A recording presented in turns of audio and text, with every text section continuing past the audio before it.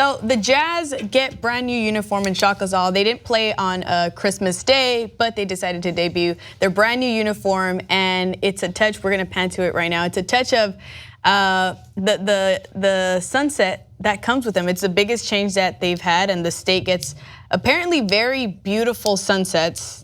I've never been to Utah. I've never been to Utah. So I was gonna say, to that. I've never been. Edwin? No? Jacory?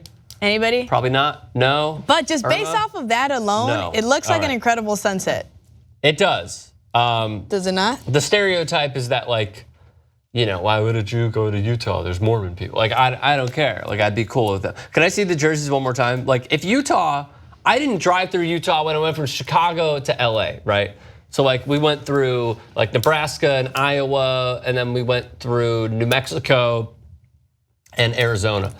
I regret not going through Utah. Based off of these uniforms? No, just from what I've heard. Can we go to the first slide? Because this is what I thought was really cool. My favorite is actually the statement edition with the all yellow. But I do like the city edition as they are paying homage to what Utah is. What? I like the city edition a lot. I mean, it's very loud and vibrant, and compared to the colors that they've had, I think they're all going like in unison. So they started off the association edition. Right. So everyone has a white jersey. Everyone has a white jersey. Yes. The icon edition is, you know, darker, obviously. Statement edition, I agree with you. I like the bright yellow, but the city edition, it's not even an annoying red, just because it has that hue of the sunset. So I'm a fan, and I talked to you about this off air. I love. We don't talk off air. The court more than I like the uniform, and I really did like the uniform, but the court that Utah's getting, that's circling around this uniform, is absolutely beautiful. It's incredible. It's a nice piece of art. It's inspiring to play on.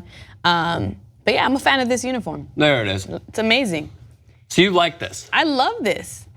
I love how you have every shade go from one side to the next, starting in the middle. You have like, you know, every. Yeah, that's pretty clean. It's a good court. Yeah. It's a colorful court. When you walk in and you pay expensive dollars for a ticket to see a game, you want to make sure that it's as real as it can possibly get, right? And sometimes you walk into some of these courts, especially if you're going to like a college game, for example, and it's the most bland court, but you're watching your favorite athletes, and you're just like, oh, this is cool. It kind of reminds me of high school.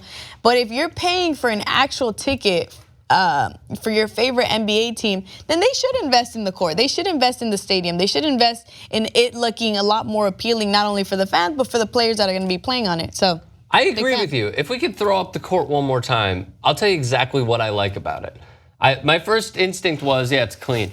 But my second is, it's not like, I understand how they're doing this theme of the mountains. Right. And I think that's cool. The Red Rock formations is what NBA.com had to say. When I think of Red Rocks, what do I think of? Arizona? Boulder, Colorado. Oh. The best venue in America to ever go to a concert whatsoever. Good point. So when I look at this, I'm looking at the in the paint and free throw line extended, and all I'm thinking is, I love how there's nothing in it. Like, I love how the paint isn't actually filled with a color. Absolutely. So, like, something that I've seen, and I'm sorry that I'm blanking on who it is, but okay, so leave this up for 1 second. What they'll do is, and maybe it was like the Milwaukee Bucks or something, I'm sorry, I'm blanking on it, but everything inside the three-point line will be a different tainted color of brown. It could be, yeah. And it's just, it's like there's too much going on with my eyes. And it's like, it's not necessarily distracting. It's not like a Boise State basketball where they have the freaking Bronco all over. Right. That looks like Shrek's dragon or something. But like, I'm cool with it being like, here are the colors that we have. We're gonna focus on the colors by making the court just a one shade of brown, which I'm totally cool with. Like, one of my favorite courts in the NBA is the Boston Celtics. I love the Boston it's classic. Celtics court. What I personally believe a lot of teams should do is go back to what the Bucks did with the Mecca. My point being is, what I personally like is, and what teams should do, is go back to like a throwback era. Right. And maybe just do it for a full season. A good throwback era, though. Why not all teams. No, I said a good throwback era. Oh, I thought you meant like by team or something. No, a good throwback era, because let's be real. I mean, I wouldn't want, like, for example, OKC, their core. Well, they wouldn't have anything because then they'd have to go back to the Sonics, and then you're like, oh, you're. But that's what I'm saying. That's a throwback. But in a sense, that would be a throwback era if you were to bring back and combine what the Sonics had and do it with what OKC is doing now. I mean, it's not going to be. I can't imagine it being great. But what makes this court special, based on what you broke down and the jerseys, is that this is like the biggest change that they've ever had because Utah's quiet. Utah has like a music note. They might have like a mountain. Quiet.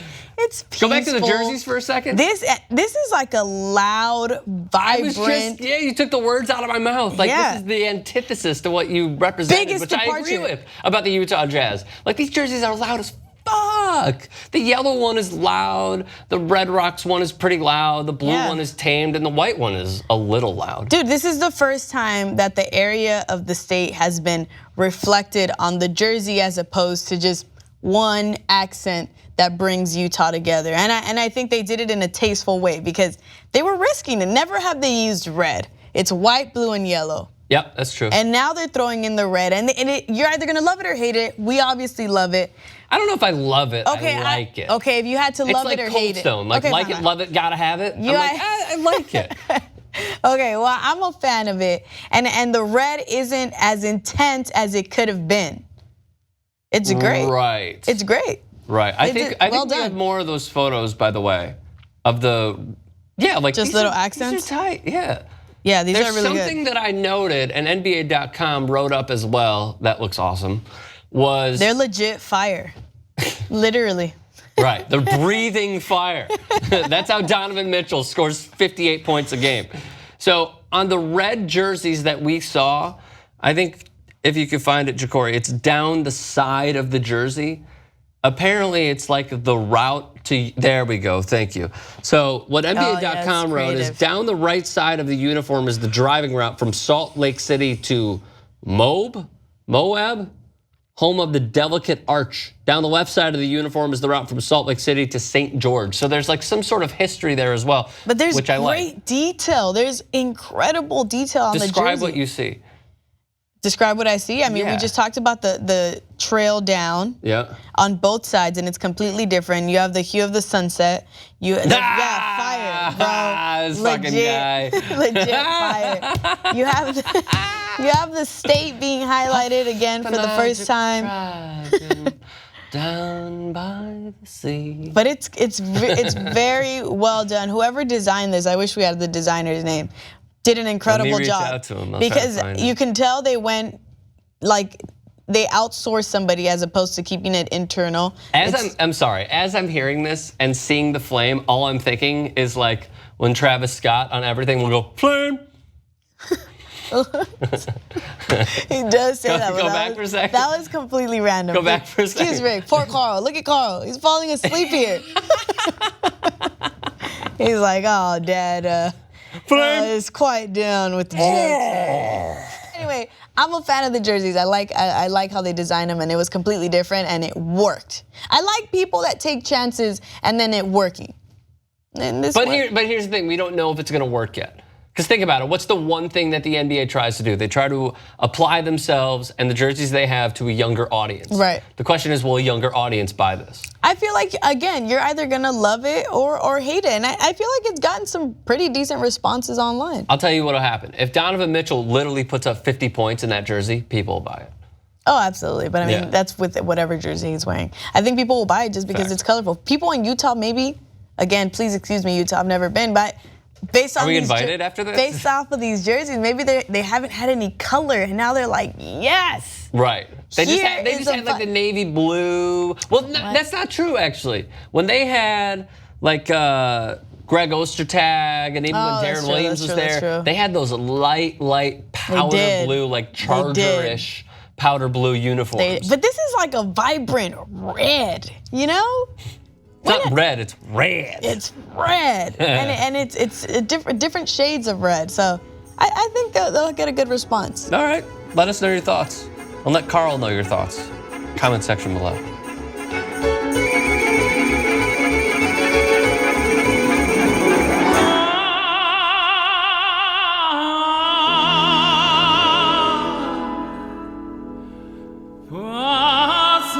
Small.